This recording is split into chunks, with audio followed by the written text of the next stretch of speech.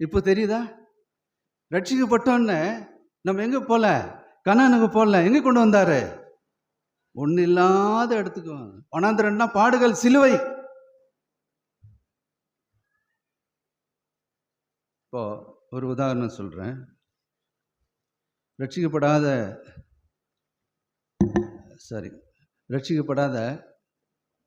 ஒரு பாவிக்கு நம்ம என்ன காட்டுறோம்? சிலுவை காட்டுறோமா இல்லையா? ஆண்டவராக இயேசு கிறிஸ்து உனக்காக மரித்தார், உனக்கு ரத்தம் சிந்தினார். அவரை நீ விசுவாசித்து உன்னுடைய பாவத்தை அறிக்கை செய்து ஏற்றுக்கொண்டா உனக்கு என்ன கிடைக்கும்? ரட்சிப்பு கிடைக்கும். சரி, அதே ரட்சிக்கப்பட்ட பாவிக்கு, விசுவாசிக்கு என்ன காட்டுறோம்? மறுபடியும் சொல்லுங்க, நீங்க சொல்லுங்க, என்ன காட்டுறோம்? அதே சிலுவை தான். ஏன் சந்தேகப்படுறீங்க? ஆண்டவர் என்ன சொன்னார்? என்னை பின்பற்ற வேண்டும் என்றால்